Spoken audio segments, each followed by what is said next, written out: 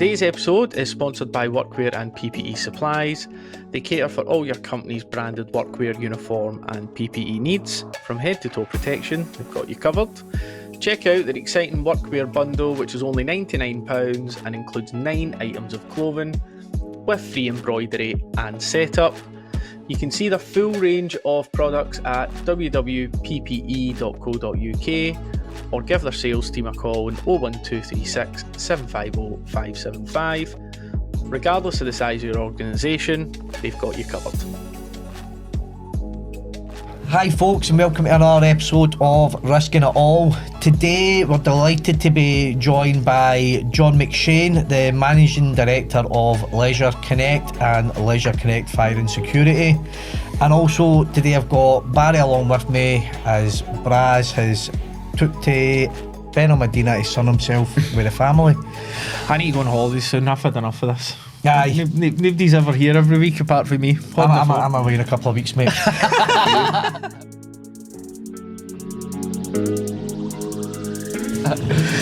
So before we get started, can I just ask everybody, if you've not already done so, can you give us a like and a follow on social media or Spotify or on YouTube or wherever you actually listen or watch us?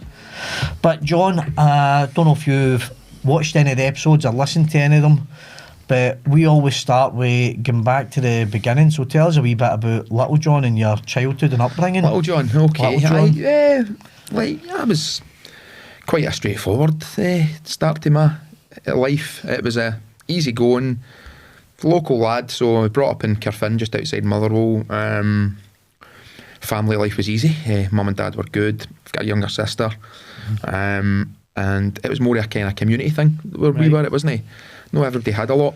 Then I'm saying that as if I'm 60, and I'm no, but it was different back then, as you probably know. But kind of grew up, went to a Lady in St Francis school and Taylor High afterwards, and went easy, straightforward. Wasn't the greatest academic. I was decent enough, but I kind of had my plans that I wanted to play football. It wasn't a business wasn't really in my thoughts at that point. So like the rest of my mates and stuff, we kind of kicked the ball about to about 10 o'clock at night, and then heard their mum shouting us, and that was us back in the house. So it was kind of easy, straightforward existence. Usual scheme upbringing, just play football nothing wrong with that, for 10 years. And what about your, obviously you said you always wanted to play football. Were you playing at a decent level when you were younger, or were you playing in amateur teams? So there's a lot of good amateur teams running about that part.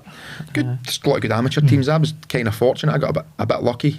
Obviously kind of make your own luck sometimes, but I was in the school team and kind of always about local teams and kind of doing quite well. Our school team was really good. And John Kennedy was in my classes at school. And was he? I don't need to tell you how John's careers went, you know what I mean? And so we were fortunate. We had a lot of decent players at Taylor High and good coaches, good teachers that kind of maybe played and helped. And then through the school system, I was kind of scouted by teams, Aberdeen and stuff like that. And I ended up, believe it or not, my first move, I think I went to, was it Yet Farm Boys Club? I don't know. Well renowned in Newt Hill, and I played there and kind of enjoyed it, just to laugh and a carry on because I was only young, and then I kind of screwed the nut a wee bit, and then I got an opportunity to go through the Celtic Boys Club system, so in Glasgow. So my dad had to take me in like 3 nights a week, which my dad's driving isn't the greatest, so that was a bit of an experience. And then I did kind of quite well there, and when it came time to get moving on, I moved back out the way. I think I went to Queen's Park, which had as it is now, a fantastic youth set-up, and we kind of won Everton Scottish Cup and kind of done really well. A lot of the boys then moved into the first team, but at that point Queen's Park was an amateur team.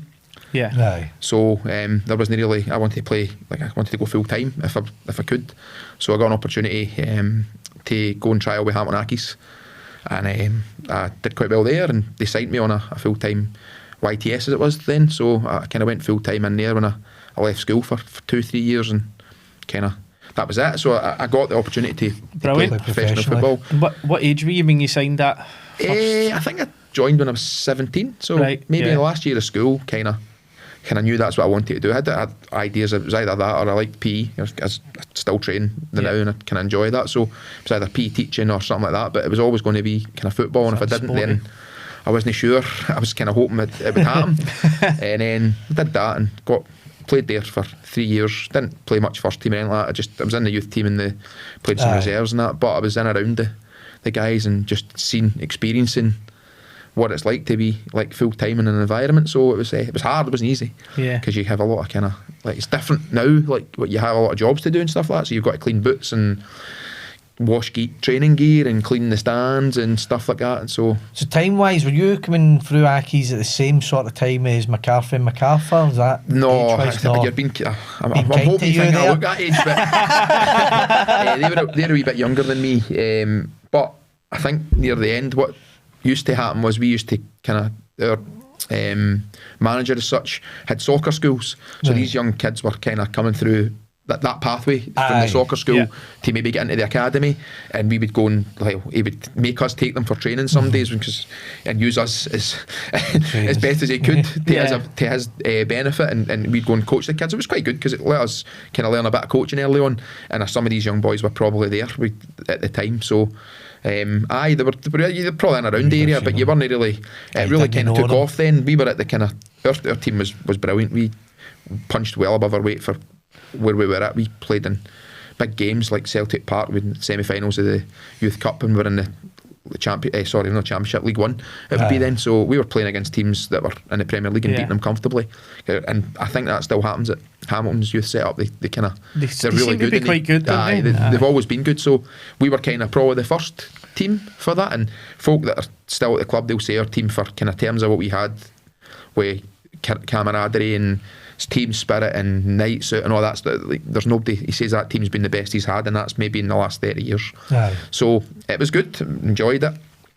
Wasn't for me at the end up, but I got let go, which happens, and then I went on and kind of played non-league juniors with Pollock and for a wee while, and Johnson Borough predominantly. So still big teams, good junior level teams. Yeah, I earned a few quid for doing it, and it kind of worked out all right. But I got lucky. I got a chance to go and experience full-time football. Not a lot of people get that.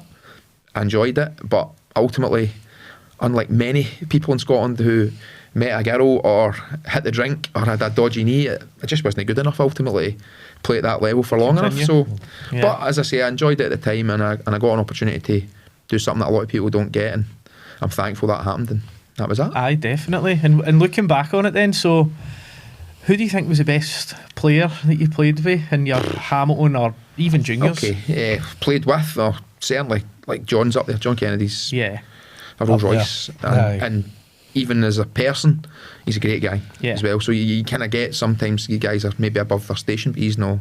See, I always wonder because at our school, it was a few years above me, a good few years above you, with Stephen McManus. Aye. And he's still, as far as I'm aware, the record goal scorer for St John the Baptist. Stephen McManus. So it was John. I think he played up front at that point, but was John Kennedy a bit like that? Was he just the best player on the park, head and shoulders? You just couldn't get near every him. team wanted Kendall. They'd like everybody. Like I'm surprised Real Madrid didn't want him, because he'd come into school and he had a different training gear on, like different stuff. And where was he this week? He was down at Arsenal. Where was it last week? Oh, he was at Man United, and but it runs in his kind of DNA, doesn't it? I think his granddad was Jimmy Delaney, so like well known for Cleland area, kind of no far from.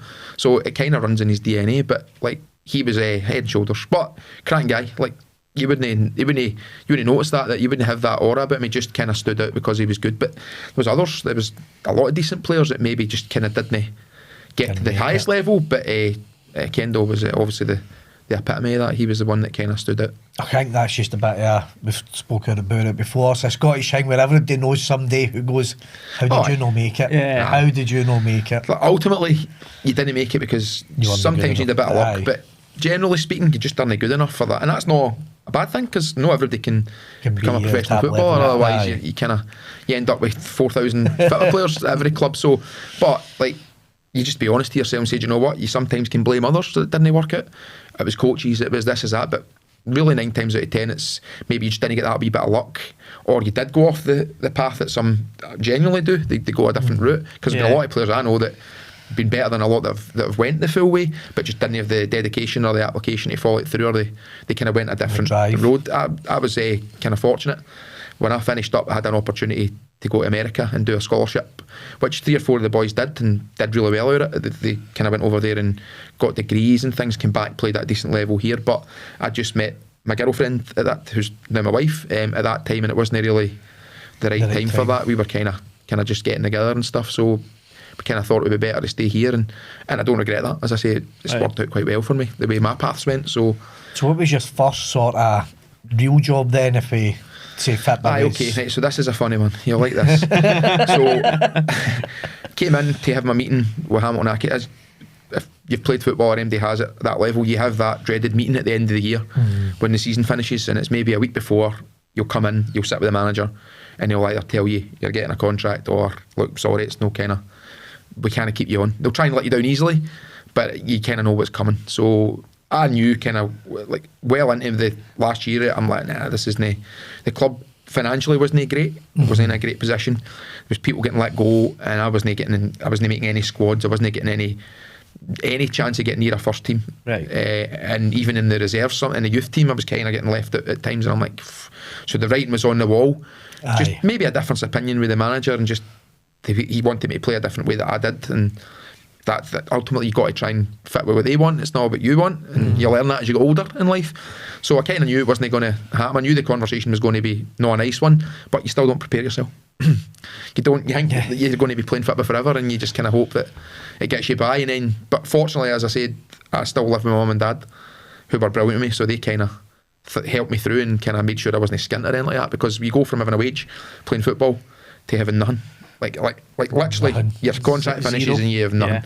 And that's why there's not enough done, in my opinion. For nowadays, it's a wee bit better, but there's people with mental health issues that play football, and people think, how can you have mental health issues? Because you played football and you had an easy life, but you go from maybe having a reasonably good life to having nothing, and not having a job and not having prospects. And I think that's where the system fails. Here, I think there should be a kind of middle gap, a middle kind of section where when you leave football, you move into a role somewhere else in football to coach kids, because there's nobody better to coach kids than people that have probably been at the coldface and seen it. Or been coached for so many years.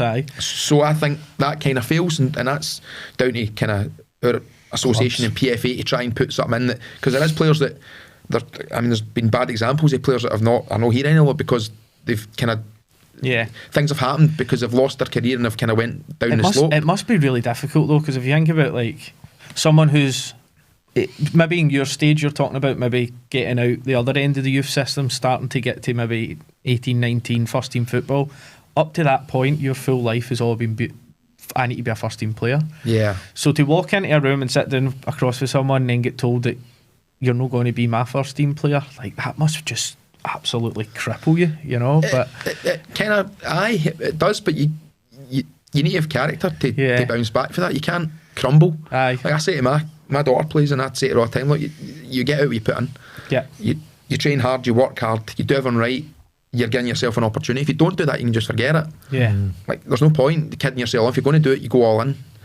You know what I mean? If you get knockbacks, you take it on the chin, you move forward. You might not, as you say, you might not be that guy's cup of tea or that woman's, but you could be that person's cup of tea. So it's about moving on. So I think it sounded like you were quite clever though, and not in the fact that you didn't make it, but you seen it coming as well. So you probably, it wasn't like a body blow, whereas some players might know. It was still a fucking body blow. It still hurt. It wasn't easy, but I kind of absorbed it. Because I kind of knew that, like, I 2.5, 3 year, whatever it was, and I kind of knew that what was coming. It wasn't, if you've not kind of, I'm not saying you can't break through if you've not done it by that point, but if you've not really touched the surface in terms of being in a first team squad or being anywhere around it, and you've seen others, then you really know that you're not going to, that you're basically treading water for the rest of that contract or that time, and then you kind of try and make plans. But I was young, so like kind of, I was resilient, I was young, but there is, as I say, there's people probably now, maybe 25, 30 who've only played football and getting let go, but they've got mortgages, they've got kids, they've got bills. I didn't have all that. At that point, I had like living in my mum and dad's house, getting everything done for me, washing, my food put on the table, like stepbrothers. Everyone was there for me. There was another brother, you know what I'm saying? So it was easier, but it's not easy if you're in the big bad world when you've got kids and mortgages, because then you really are up shit creek, because you really need to find something that's going to...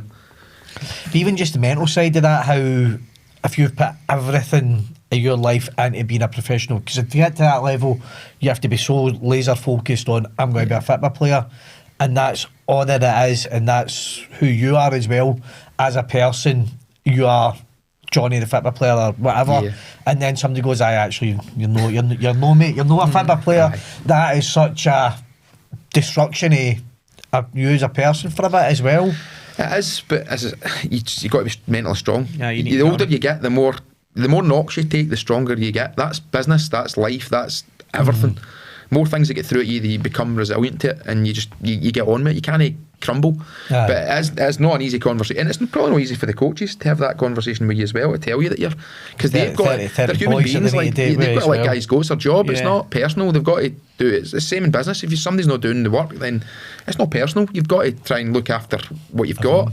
It's difficult, but as I say, you try and overcome that, and you just go, well, okay, right, well, that's not worked out for me, so I need to try something else. And as you say, the next story was it was kind of funny how I kind of fell into work, because what happened was I got let go, and then you go, right, okay, go summer holiday with the girlfriend. I think we went away to Tenerife, I think, and I says, once I come back, I'll get my plan and get my shit together and try and make a living here like everybody else. And then my dad got me a job in a warehouse, and I'm like, right, okay, it's going to get me some money and gets me by to see if I can get a club. So sure enough, he's like, right, you're going to start, and next week it was a neighbour who got me the job. My dad kind of was great. My dad, you know my dad. Charlie, up to his tricks. Honestly, if you've not met, my dad is probably the nicest guy you'll ever meet. Everybody's got time for my dad, but he knows he speaks to everybody, he'll talk to, whereas I'm not like that. Like I with my mates, I'm kind of great, but see if I'm in an environment where I don't know people, it takes me a wee bit of time to loosen up. But my dad, he would go and speak to MD and get to know them quite quickly. So he, with the neighbours and that, got me an opportunity. And I remember getting picked up at 6:30. I'd never seen 6:30 before. Seriously, never seen 6:30. Like when I was younger, I used to like camp out with your mates and stuff, and you'd go and steal the milk and all that stuff. I didn't really do that. I just slept. So then I see 6:30. So 6:30 for me was a new experience. Guy picks me up in the van. I have to wear old clothes, so I'm going out the door when I used to get out the door with my training gear or whatever, and I'm going out with old gear on and get into a van, get took to the warehouse, and all these older guys are like taking the piss at you because you're a young guy and you're no wily to the ways of the world. And then bang, the thing goes and you start and you're like, what do I do here? So I'm kind of packing boxes onto a truck. I think it was for Argos or a delivery place. And they're heavy as fuck. Like, you're like, geez, this is hard work, man. Like, I'm not used to it. I'm not saying I had a silver spoon, but at the fact that you do your jobs and that, but it's not like back-breaking work. Aye. So I'm having to lift these things, and see if you can't do it, the guys are like looking at you as if, what the fuck, what's he doing here? So yeah, fucking hell. So did that for a while. After the first day, I could regret. Honestly, I just like, I can't do this. This isn't me. I've never done this in my life before. I'm a wimp with all this stuff. I can't do it. I just want to sleep. So I think I slept. I came at 3 or 4 o'clock, and I think I slept right through to 6 in the alarm. And my dad's like, up again, because my dad was wanting to make sure I didn't make an arse of the opportunity or make an arse of him, for a better word. And he's like, up. And I'm like, oh, fuck, here we go again. And I think I lasted a week. Honestly, I think I lasted a week. I'm like, I can't do this. Seriously, can't do this any longer. Dad's like, well, how else are you going to? I says, like, I need to try and find a club. So sure enough, I got a couple of opportunities to go and trial with clubs. I went to Partick Thistle, who were in the Premier League. Yeah. And I got a wee opportunity in there, and I went there. I was there in a month, so it gave me a break for the working life, but then it gave me the taste of the football again. So I'm like, back to school. I didn't get a contract. Like, a decent player, but not what we're looking for. So that was me snooker. That was me back to square one. But in between that, because like the internet wasn't there. Like I'm going back to 2003. Right. So the internet's not really. I think dial-up was still still there. Yeah. Like waiting weeks to get online to a page, and like there was an opportunity came up to go to work for Phones For You. Do you remember them? Yep. Oh yeah, yeah. So like haven't sold any in my life before at that point, and I'm like to one of my best mates. I'm like, look, he's better on a computer, because I didn't really have all that. Like, he's like, I'll do your CV up. So he'd done my CV, played football, school, worked in a warehouse for a week, and then sent it in, and they replied back saying, okay, right, well, we're having an open day in the Marriott Hotel in Glasgow. You can come along and we'll chat to you and see how you go on the open day. So me, it doesn't tell you in, which I still say this day on the email back, doesn't stress what an open day is. Right. So I could be anything, could be whatever it wants to be, and I don't know. So remember, I've been used to going to training or going out the weekends with denim jackets and ripped jeans and nice clays that you would, at that time, you would say were kind of stylish. Maybe my daughters won't agree now that they were stylish. They laugh at my pictures, but that was what it was then. So I turns up with a denim jacket, beads, right, usual jazz. Walks in and I says, I'm here for the phones for you open day. Now, the penny hadn't dropped, but I'm looking around at all these people with suits and briefcases. And I'm like, right, okay, right, all right then, maybe they're for something else. So I goes to the desk, they're like, you go through the foyer, blah, blah, here, and goes up. So meets the guy, who his name was Graham Johnson. He was a crank fella as well. He gave me an opportunity. And he was the head of phones for you for Scotland. And I'm like, I'm here for the skills open day. And he's like, no, mate, he's like, the pop idol auditions are next door. No, I'm seriously, I'm here for the... And he's like looking me up and down, and I'm like, fuck, I feel terrible here. I feel as if I just walked back out the door. And he's like, right, okay. He says, it's in there. But I can see him looking at me going, who's this? I get that's here. This isn't going to last well for him. But sure enough, I went into the skills day.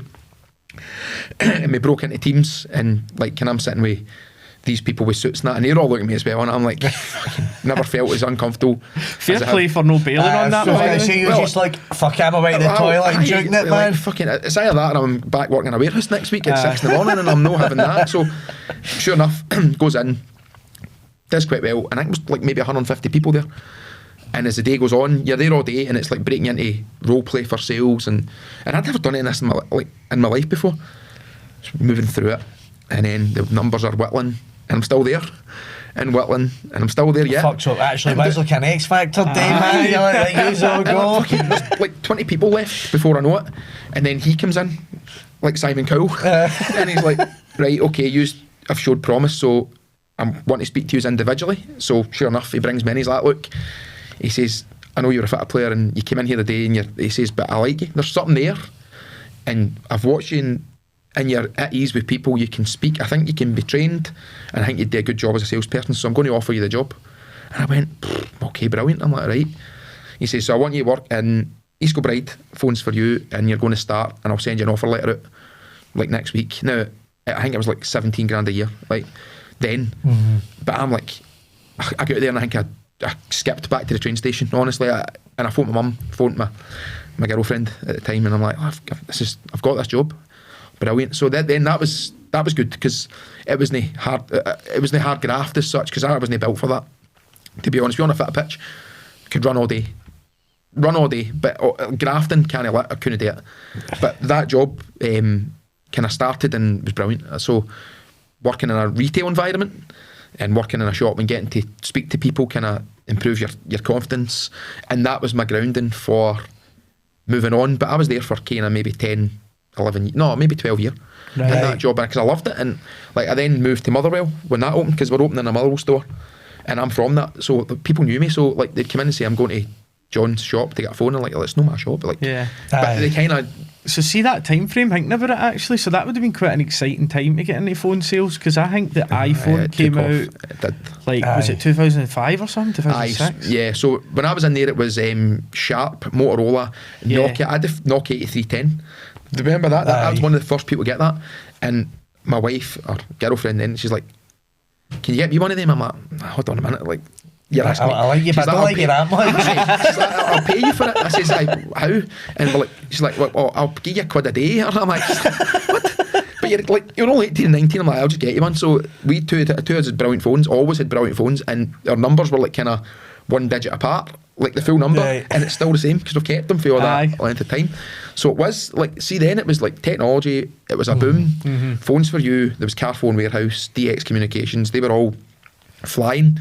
So I got into an industry that was really, really good, and I've got a good customer base, because people knew me, knew my family, and got to know me. So they would come in and change their phone with me, and that would be that. So I kind of went from not being a salesperson to being in the top 50 in the company.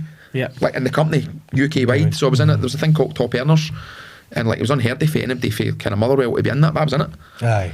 Like the Livingston stores, there was guys in there, and like thing in Glasgow stores where they were getting in, but in Motherwell you've not got anywhere near the footfall of what you had in Especially Glasgow. the Brandon Parade. Well, exactly. So it was a wee bit kind of like. I think that's a good story though, because hats off to your man who was in charge, because he could have took one look at you and went, "See you later, pal." I think he probably did, but then thought, you know what, I'll give the guy a chance. I'll give you an opportunity. It worked. Aye. But that life's like that. Like you, like even now when I'm employing folk, you see past something, you go, right, do you know what, you've got something. Let's work with you. Let's see if we can develop you, because people are too quick to pull the trigger and not give people opportunity. I love giving people opportunity, because I got opportunity, and if I didn't get opportunity, I wouldn't get to where I was now. Yeah. So you've got to kind of embrace it, be open-minded and go, right, he's not a polished gem, but if he's a polished gem, he's wanting 60, 70 grand a year. You know what I'm saying? So you've got to work with people, and that's development is brilliant, and no thank you later on in life, because you can't keep people forever. Like, if that was the case, I'd still have been working in where I was, but you need to allow people to grow, but you need the right people around you. I was fortunate, as I said, Graham was great with me. Then Steve Duff, a guy who was a good pal of mine, came in as a manager, and he had the football background, so he played with Celtic when he was younger, so he kind of understood he gave me weekends off, because that's retail, so like retail, you don't get weekends off. But I play football, but I get paid a good money, because we're still part-time in the juniors and whatever, and I was getting decent money, and I'm like, you need to give me half. And he was like, I don't need to don't get the end, because I'm the boss, but I will. So he gave me the weekends off, and that allowed me to, but the deal was I smashed my targets Monday to Friday, and I did. So come the weekend I was kind of fine anyway, and I was off to play my football, and I get my money for that and paid my wages up with that. Yeah, and that kind of worked for me and I didn't really want to go anywhere else, because like I just enjoyed it, and the folk I worked with, they were all young, we were all vibrant. It was a good era, and it was good to have, and it gave me a grounding at that point. And kind of when I did leave, it was kind of sad, because I didn't want to, but really you need to progress and stuff. That gave you a good base in sales and brilliant interacting with people. So then what happened next? So what happened next was, when I was working at Phones for You, me and my wife had decided to buy our first house. We were only 23, so we bought a small mid-terraced house, like you couldn't swing a cat in it, to be honest. Right, and we bought that Cambusnethan, yeah. So like kind of local, like in between Wishy and Carphone, so kind of wasn't too close to the in-laws, wasn't too close to my mum and dad. It was kind of middle road, so there was no issue with that. And we bought our first house, but we were kind of, my wife fell pregnant. We were first, so we're saying, look, we need to get something bigger. And I says, look, I've been here a long time. I says, I know comfortably now I'm ready to go and move and earn more, which is what you want to do for your family. You want to make sure you give them good things. And with the house, Lucy was born and we were still in there, but literally our room was a shoebox. I mean, like, you try to open the window like that, and we'd outgrown the house. And the problem was, like, on that, although I was making really good bonuses and stuff, you have to go and get a better salary to then go up the chain. So I got an opportunity to go to Yellow Pages, which was fantastic. So I had to go and do another open day. I was prepared this time though. Went to that, met with the people in there, and they're like, we don't think you'd be good for this side of your business, but we think you'd be good at new business. So do you want to do that? I says, aye, okay. So the wages was really good, salary was good, the bonus structure was ridiculous. I mean, it was like Wolf of Wall Street. It was like the land of milk and honey. Like, seriously, it was that good. Was that still Yellow Pages at that time? Yale.com. Yale.com. Because Yellow Pages was the book, aye, and I was selling the book, but I was also selling internet, Yale.com, which yous would have probably had phone calls to people like me and probably hung up on me, because that was the job. Yeah. Piss off. Like, you got 25 piss offs before you got somebody that would speak to you, and it's soul destroying. But again, it's character building, innit? So you get used to it. Serious character building for cold calls that phone my office. Serious character building. I'm a sucker at any good sales pitch. I would have been a dream to sell. I have nothing but admiration for that. We have our own guys, telesales guys in my work, in our business, that do that job. Derek got lucky with me. Caught me in the good day. Derek is phenomenal at what he does. He is phenomenal at what he does, because it's a hard gig. But without that, you don't have a business. Without that initial person making that contact, like you, Andy. We're good mates nowadays, but we might never have met without Derek actually picking the phone up to you. Bet you're probably not glad we met right now, but do you know what I'm saying?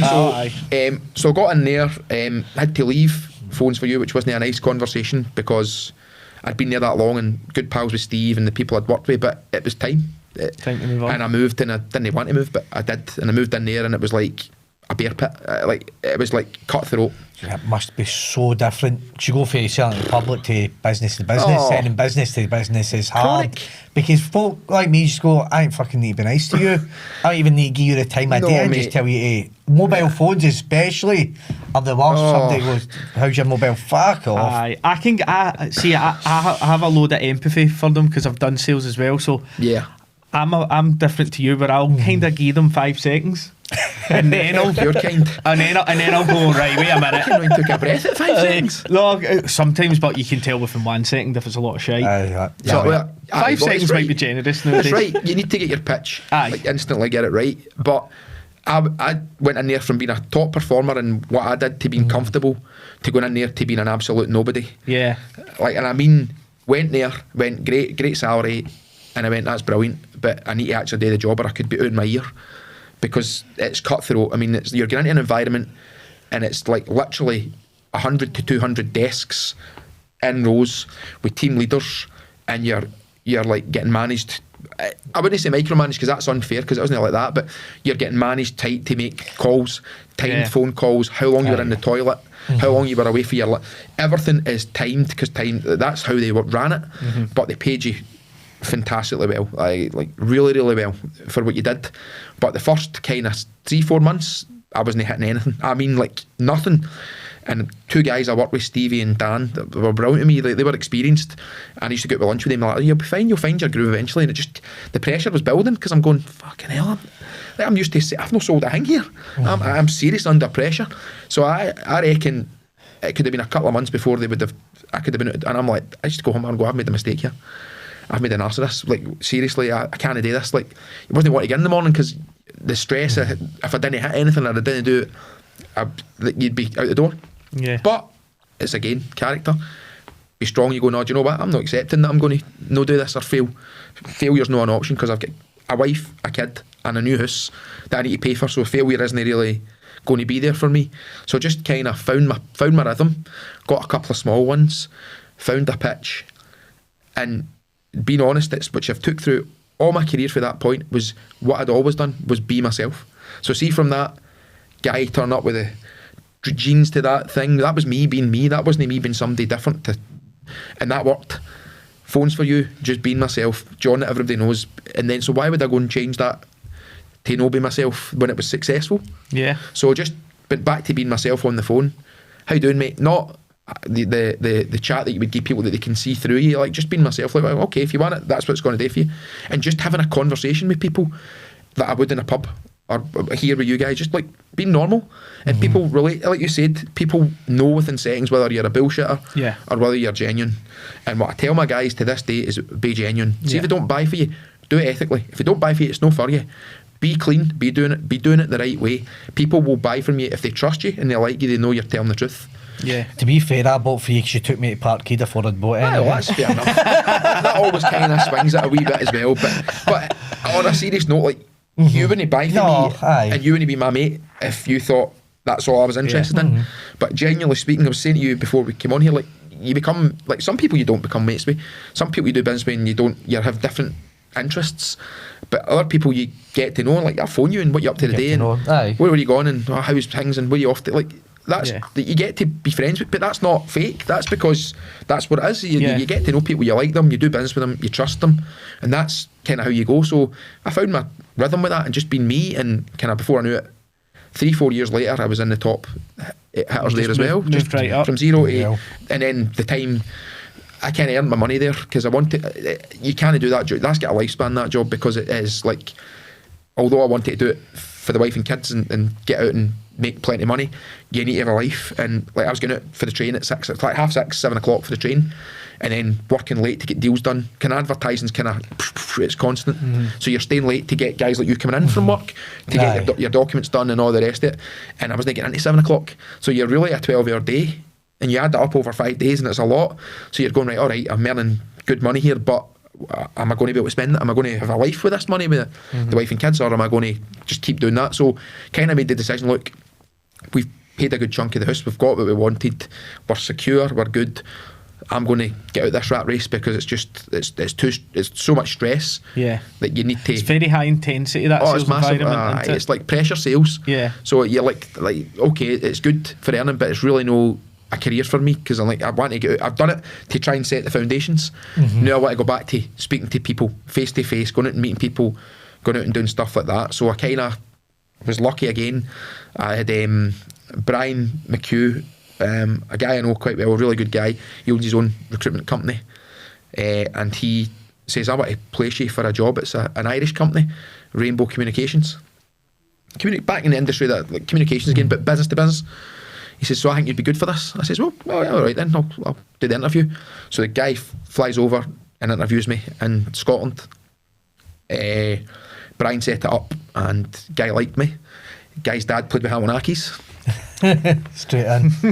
Straight away. So again, there's a kind of common denominator.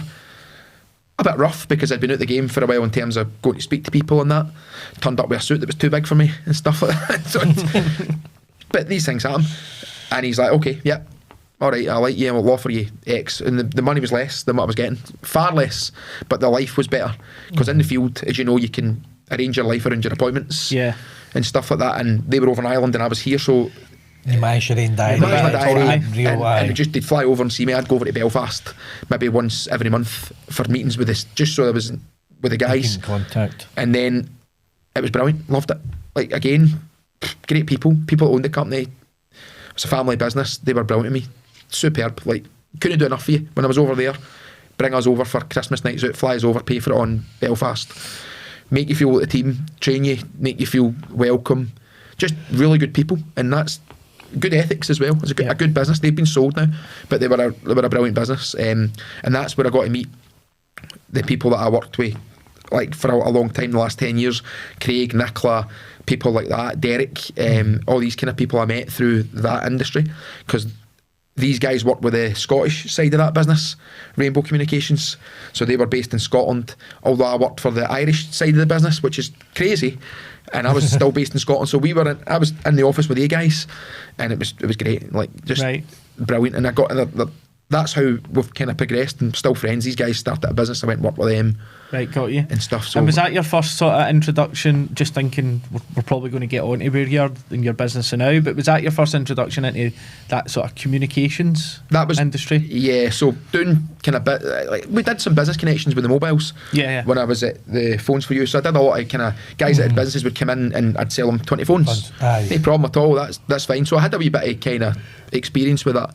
But certainly in terms of business to business, that was my kind of first dabbling of that. And then, but as I say, a couple of months you're used to it again, you just find your feet wet, and then you kind of move on.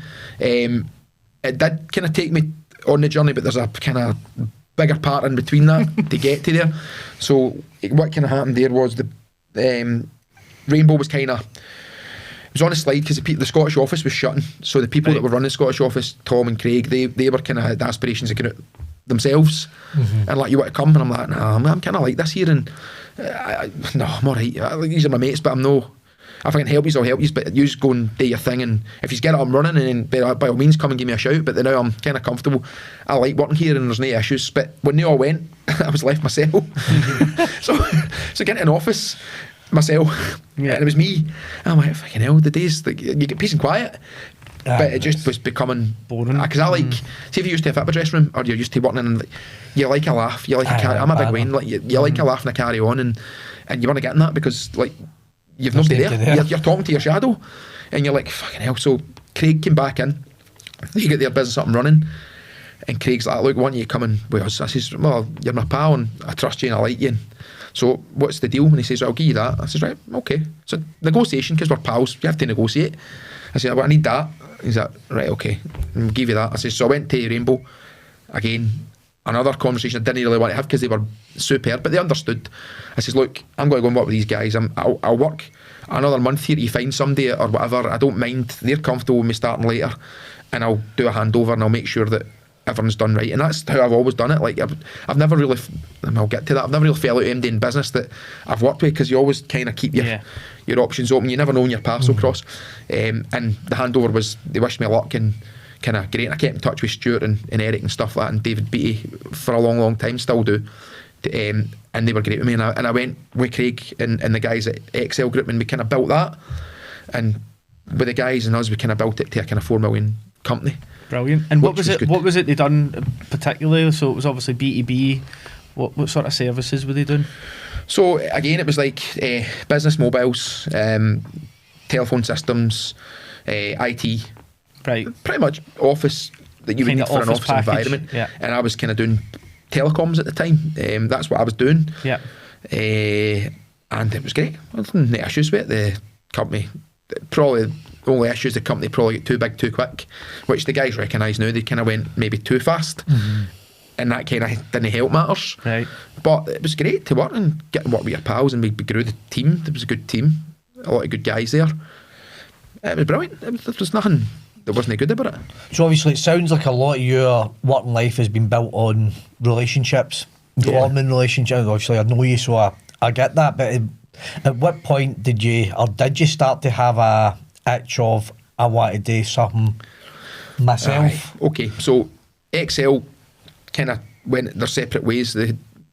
Tom wanted to do his thing, Craig did his. They got investment fresh to start up and do a new company, which they did. So they then formed and bought over Excel, and then started Indigo, Unified Comms, who you'll know, Andy. And I went there quite happy, but there was an itch, because you go from going, right, okay, you got an opportunity as a young boy, but you're getting older, so, and with the greatest respects, I'll say this to Andy, I don't know who it is, why am I continuing to earn people lots and lots and lots and lots of money, and I'm doing quite well, but really I could do that for myself. So that was my kind of itch. I wasn't happy. I loved it. It was brilliant, but I'm going, right, hold on, I'll do this for 20 years, I might get a pension, but what have I got to leave for my kids? What's my family getting from this?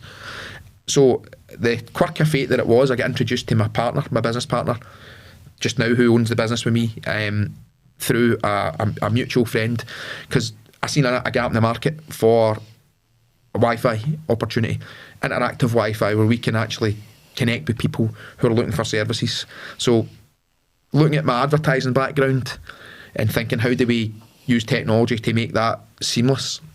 So what we came up with was, we'll go to the directors, we'll go to the people at Indigo, and we're going to tell them this is our plan, and we might create another product in the portfolio, but me and you will run that product, it'll be ours. So the investors, who are fantastic, still involved with us to this day, Hugh Coralin, came in the board meeting, and Hugh's a good guy, but he's obviously been running the block, he knows his stuff about business, so it's intimidating for the first time when you're sitting there and he's sitting right in front of you. And we pitched our idea like the Dragon's Den, totally, like, and I'm up pitching it, and Ian's quiet. You know Ian. Ian wouldn't say about a ghost, but he's clever, but he's more of I'm the louder one, he's the quiet one. You know what I mean? That you get that in a business. You have one that's a crackpot and one that's a guy that just kind of keeps everyone sensible. Oh, I definitely need a business. Braz is a crackpot. So he's not here to defend himself. So I pitched it to Hugh. I says, look, this is what we want to do. We want to have Wi-Fi that people can connect to anywhere to our wireless hotspot, and they can be given promotions of services that they want to receive, discounts and things. He's like, I love it. Let's go with it. So we did. We started to kind of motor with it a wee bit. And then we this is the sinister part in my career. So I get offered an opportunity to go and bring that into another company. I met with a guy who I got introduced to, and he sold me the dream. And the reality was very much different from the dream. Right. And he said, look, I'll give you X, Y, Z. You can run it. You get full autonomy over it. Ian can come with you. It's yours. And it's not part of it. You own it outright, which is what I wanted, because I was only really going to have that product under the Indigo, and that wasn't really, I was honest about that, because like I say, the guys are my mates, but I wanted my own thing, and he offered me to go and have that own thing. And worst conversation I've ever had to have, because Craig's one of my good mates, and I said, like, mate, I know we're just kind of starting again here, but I need to take this, because the money, like what I'm getting offered here, the package is brilliant, I need to do it. And it wasn't awkward, but I felt terrible, because like they were brilliant to me, but and we're mates, but you have to try and take the emotion out of it and make the decision that's best for your family. So I took the offer to work to this company. I'm not going to say who that company is, but I went to that company, and it was a car crash for the minute we got there. It was just me and Ian moved, and it was just ran like nothing you've never seen before. Right. Been used to running sensibly well with decent companies, to be this where it was ridiculous. You couldn't. So what was the key sort of things that you seen and you thought, oh my god, like what is going on here? A lot. Let's just say, I mean, it started all right, and me and Ian started up, and that was fine. We got to build the Wi-Fi business, and then things started happening, and you're going, where did that go? Where's the money for that? Like, things that were happening that you shouldn't really happen in a business. And then, like, it was just like a dictatorship to an extent where you're like, I'm not having this. So, and you get left having to then run somebody else's business, but you're the one taking all the flack. But you've came in to do something that you've been told you're allowed to do, and then you get total flack. Like from customers that things have not been done by other departments within that business, but the person's not there to deal with it because they've disappeared. So you're then having to deal with it, and you're the guy falling out with people, and you don't have any authority to make payments or do things that they want you to do. But you're left in the firing line because you're the only one there that's a director, as such. Right. So you're kind of left holding the baby. You were sell a dummy. Sell a duffer, aye. And I'm like, this isn't good. But I tried to do it. Tried to get on with it because there was a lot of good people working there, and no, all the times were bad. There was some good times as well, but like it was madness, to be honest. It was just crazy, and I got to a point where I can't do this anymore. This is like, I've made a bad decision here doing this in the first instance. I can't do it anymore. I don't want to fight with anybody. I just want to go and do my own thing, put my notice, and I'll go and work myself on the thing that I wanted to do with the Wi-Fi myself. I'll go and do it. And then a cataclysmic chain of events happened at that point because the person wouldn't accept that I wanted to go and do my own thing. Whereas every other business I've worked with, it was a shaky hands, it was leave and stay in good terms. This wasn't. This was dark, to be honest. And it kind of just dragged on, festered and festered and festered. And like, I just wish it hadn't happened. Yeah. However, I'm grateful it did because it's the best experience in business I've ever had.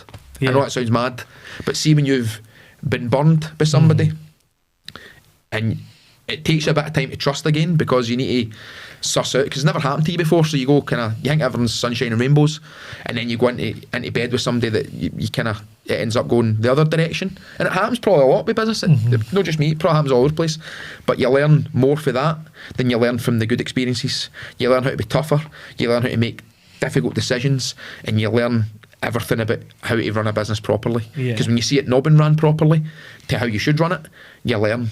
I couldn't agree more. I think that's probably those examples are the biggest examples where you build your resilience. Totally. So if you think about those key milestones in your journey you've went through, being let go as a youth footballer, that's a massive thing for resilience. And God, that must have been stressful what you're talking about. But it was stressful to get through that, mate.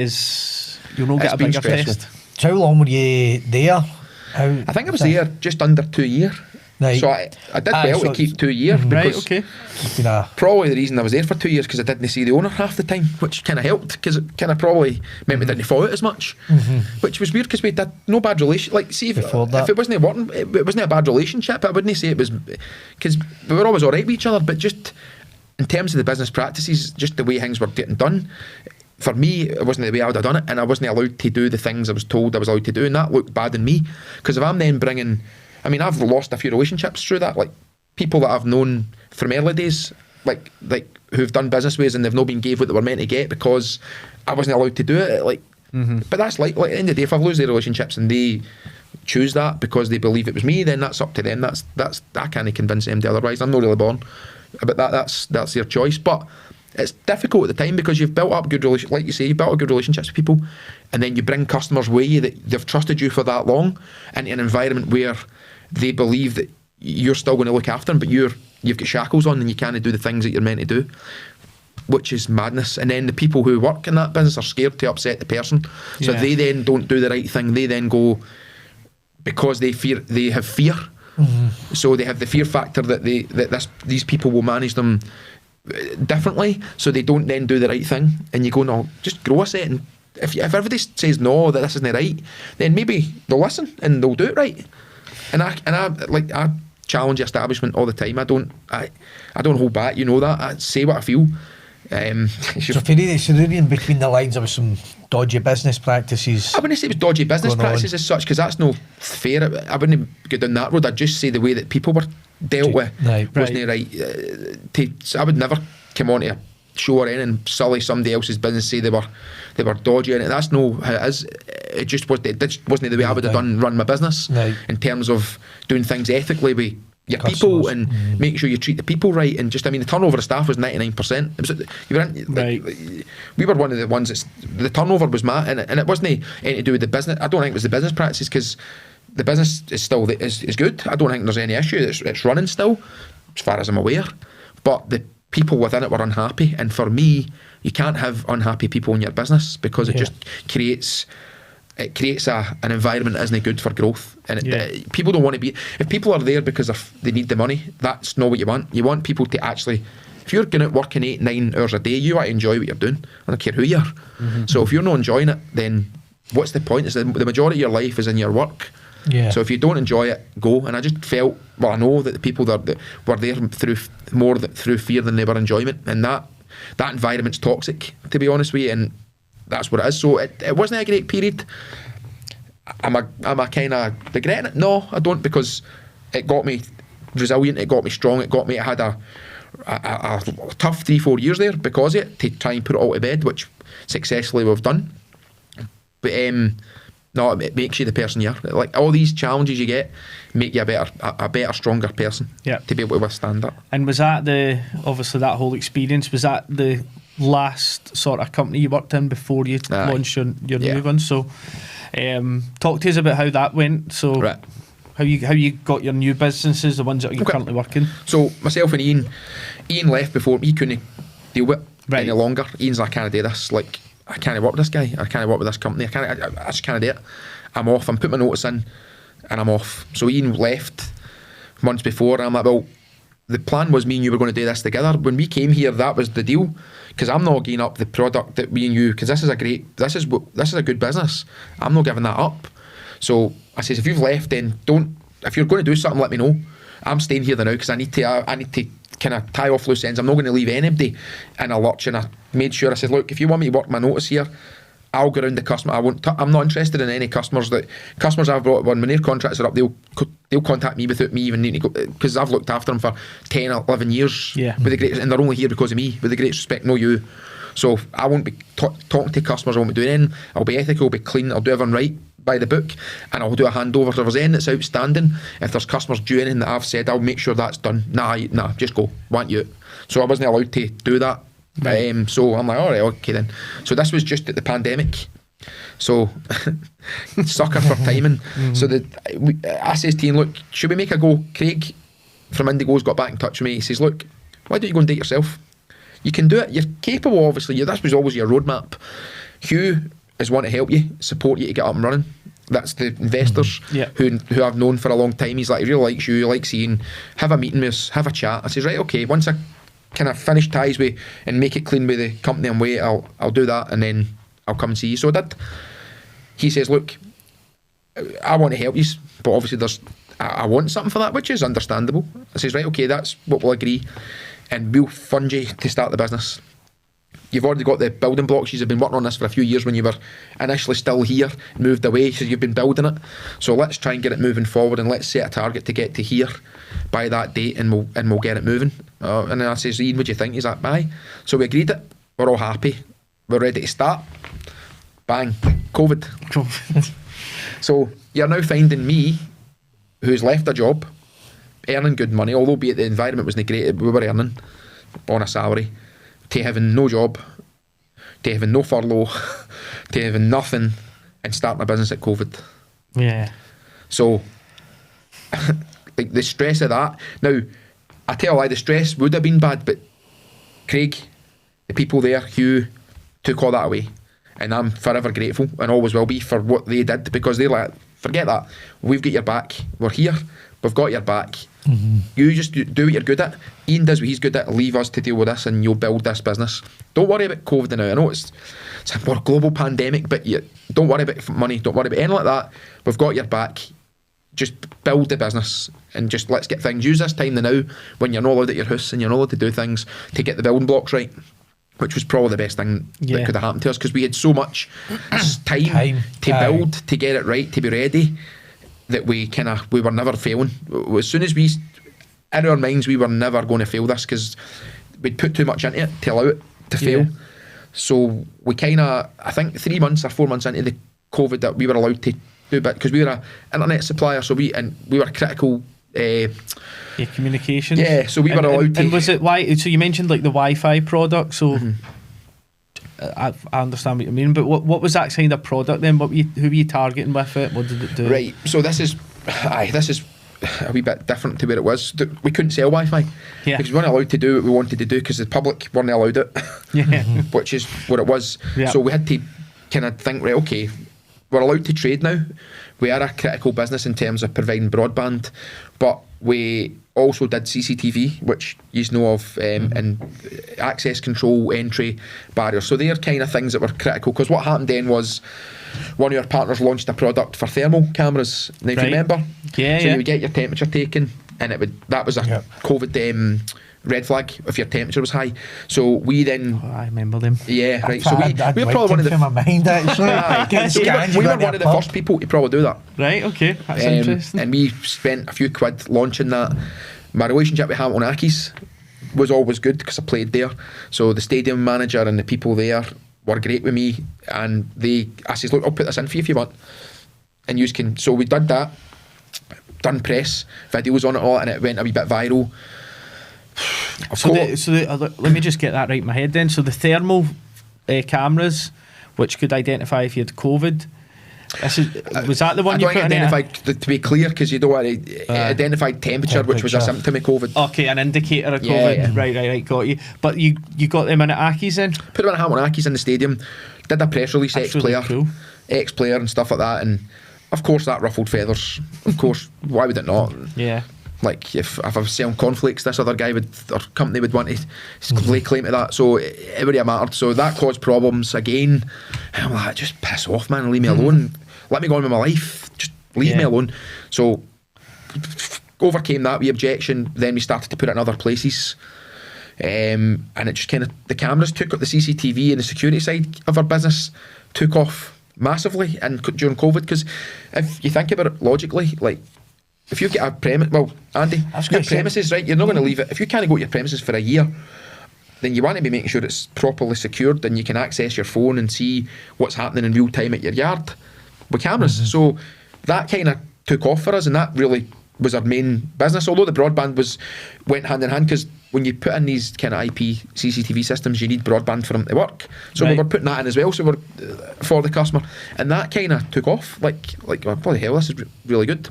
And that kind of seen us through till restrictions were lifted, and then we could implement our main strategy, which was broadband in the ground, fibre, and being an ISP. Yeah. But that business then was already there. So it went arse from elbow. That went first, when it really should have been second in the roadmap.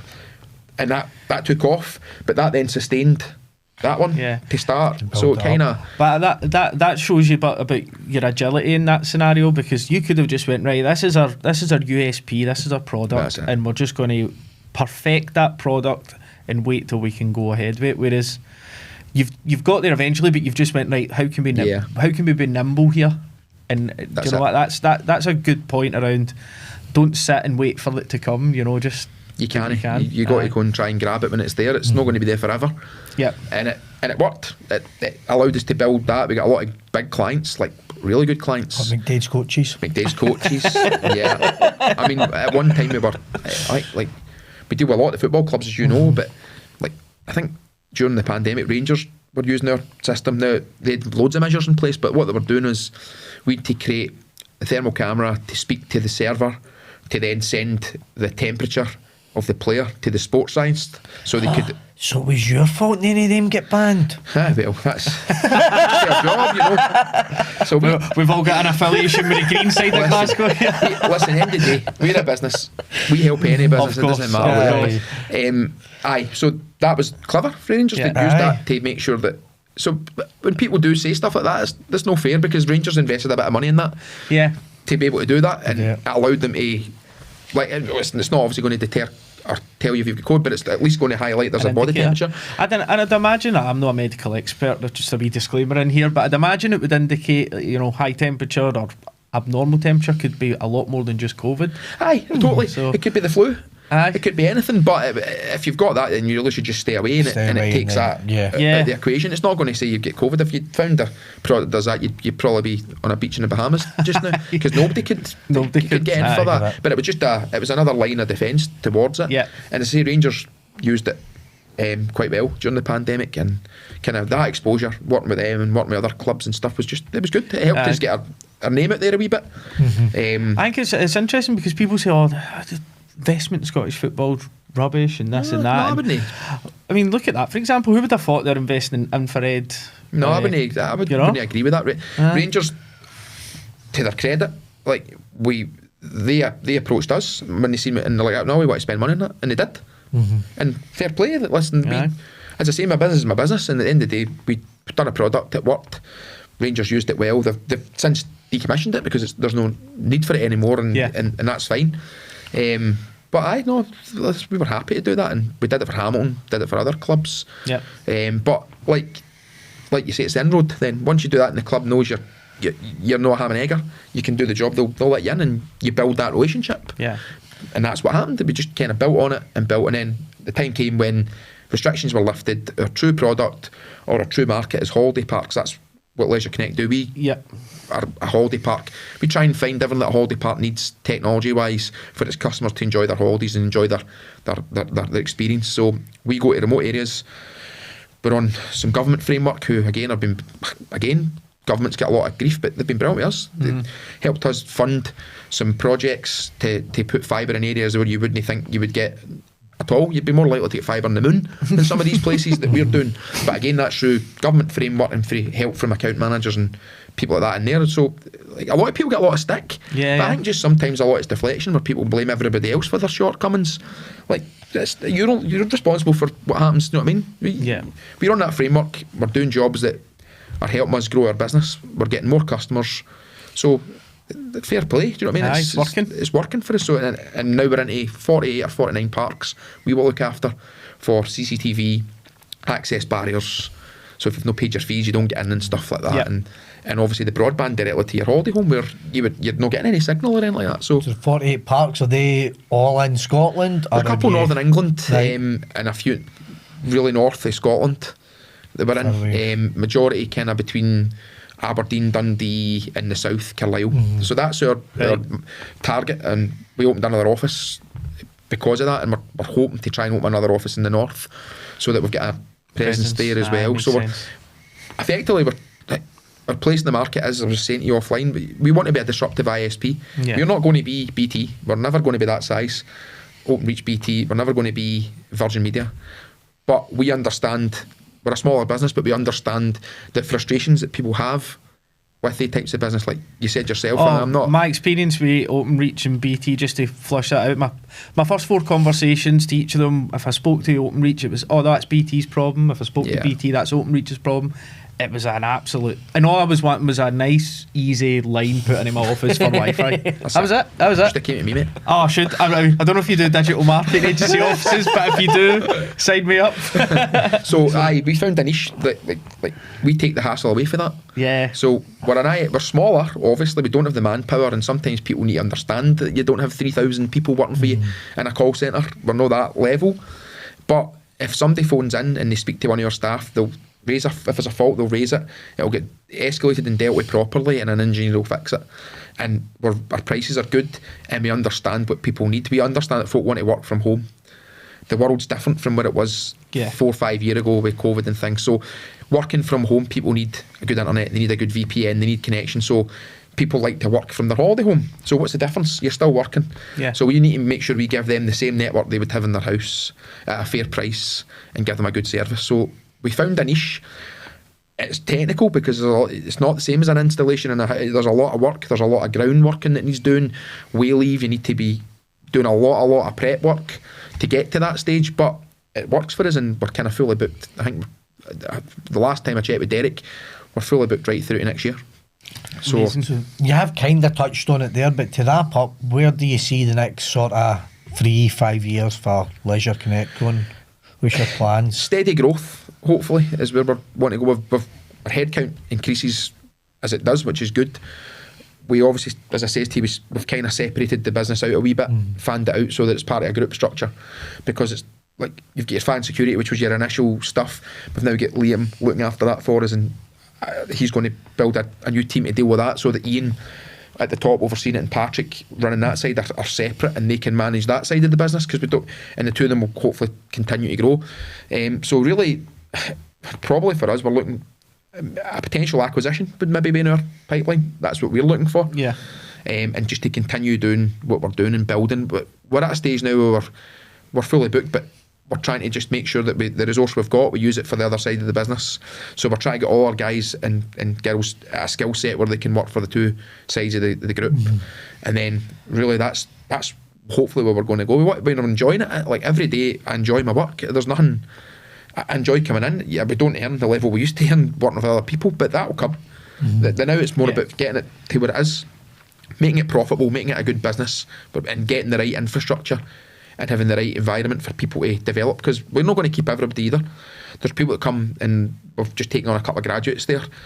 They might mean that if we help them in their journey and they go on to become programmers or something, then great, we've helped them, because that's ultimately what I had way back at Phones for You. Somebody took a chance on me, and I've now went to a level where we're running something that's decent. But without somebody giving you an opportunity, you don't. So the kind of golden advice is to any business is just be realistic. You're not going to have a polished article all the time, a polished gem there. You've got to go and find people that are raw and get them up to a good level, and then you've played your part, and just make sure you develop them. And if you do that, they'll look after your business. They'll not want to go anywhere else if you look after them. Brilliant. Well, best of luck, mate. Thanks, guys. And thanks for taking us through the journey with us. That was great. And we'll. Do I get a hat? You get a hat. You Fantastic. Definitely do. The coveted Risking It All hat for coming on. Oh, brilliant. There Love you go, that. mate. Oh, superb. Thank you very I'll much. take pride of place. Yeah. In the office. No, mate, I really appreciate it. That was Thanks, great. We'll make sure we copy in Leisure Connect and all your socials Brilliant. and stuff so everyone can see it. And thanks everybody for joining us in another episode. We'll see you next week. Thanks, guys. Cheers.